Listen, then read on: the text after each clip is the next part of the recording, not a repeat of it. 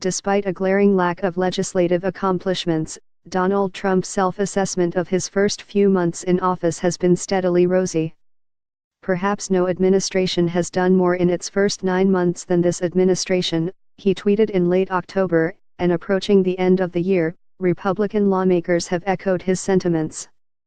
This had been a year of extraordinary accomplishment by any objective standard, Senate Majority Leader Mitch McConnell said during his end-of-year press conference on Friday, while Maine's Susan Collins told the New York Times that a little appreciation would be nice. With the new administration coming in, it has been more chaotic and more politicized than I would like to think, she said. But we do have more accomplishments than I think we're generally given credit for.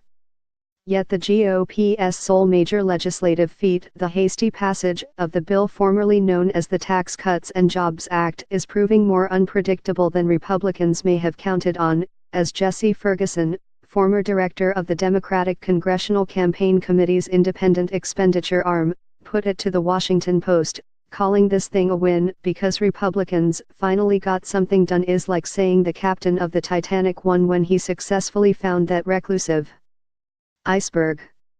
Aside from the obvious effect of returning billions to America's wealthy donor class, it's unclear how the bill, which was sold as the extension of Trump's grand populist vision, will operate to expand that ideology. In fact, on a granular level, it's unclear what impact the GOP's frantic $1.5 trillion tax cut will have, period. On the one hand, its proponents claim that the lower corporate tax rate of 21%, coupled with the one-time repatriation tax cut of 15.5%, will encourage companies to convert cash overseas into dollars they'll bring back into the country, increasing investment, job opportunity, and wages. It's less clear how much of the more than $1 trillion U.S. corporations have stashed overseas is already in dollars, making it difficult to predict both the effect of the tax bill on the strength of the dollar and just how much overseas cash is set to enter U.S. markets now that Republicans' bill is law. Other experts have suggested that the structure of the bill or lack thereof could actually encourage companies to move manufacturing and jobs abroad, due to the implementation of a territorial tax system, which means that profits are taxed in the jurisdiction where they are generated. Though the bill puts in place a minimum tax on the profits of U.S. multinational corporations in each country, the fine print says that they are only applicable to routine profits. The Tax Policy Center's Steve Rosenthal notes that, because routine returns are not subject to U.S. tax, this definition of routine returns could give U.S. firms a perverse incentive to shift more tangible assets to lower taxed overseas locations.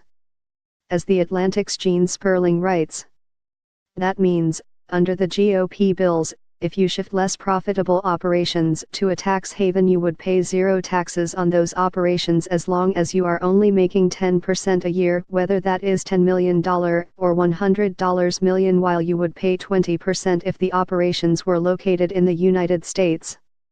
So, the minimum tax is really a much lower rate than 10%, and would essentially be an invisible, non-existent tax except on highly profitable operations and income from intangibles. Obviously, this is the stuff of tax lawyers' most depraved fantasies.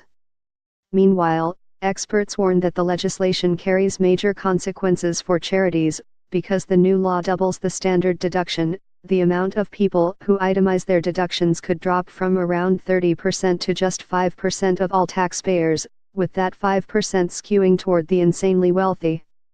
Republicans have argued that, if anything, the tax plan will encourage an influx of charitable donations because growth spurred by the law will be so explosive that the average American will have more cash than they know what to do with.